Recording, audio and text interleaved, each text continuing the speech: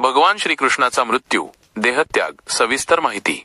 भगवान श्रीकृष्ण हे हिंदू धर्मातील प्रमुख देवतांपैकी एक आहेत. त्यांनी मानवी रूपात पृथ्वीवर अवतार घेऊन अनेक लीला केल्या आणि भगवद्गीतेतील ज्ञानाद्वारे जगाला मार्गदर्शन केले. त्यांच्या देहत्यागाची कथा महाभारताच्या अंतिम पर्वात मौसल पर्व येते. ही घटना अनेक अर्थांनी महत्वाची मानली जाते. कथेची पार्श्वभूमी. महाभारत युद्धाच्या समाप्तीनंतर 36 वर्षांनी द्वारकेत यादवांमध्ये आपापसात भांडणे सुरू झाली. हे भांडण इतके वाढले की यादवांनी एकमेकांना मारण्यास सुरुवात केली आणि एका मोठ्या यादवी युद्धात जवळजवळ संपूर्ण यादव कुल नष्ट झाले. या विनाशकारी घटनेमुळे भगवान श्रीकृष्ण अत्यंत दुःखी झाले होते. कृष्णाचा अंतिम प्रवास.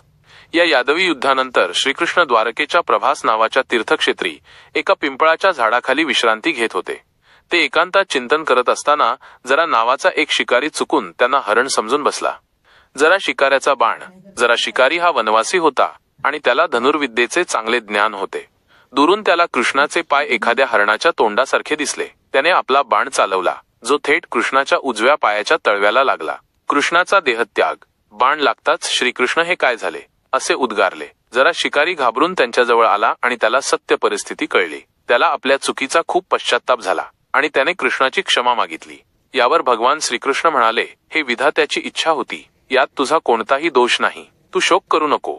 असे बोलून भगवान श्रीकृष्णाने आपल्या मानवी देहाचा त्याग केला आणि ते त्यांच्या दिव्य स्वरूपात विलीन झाले.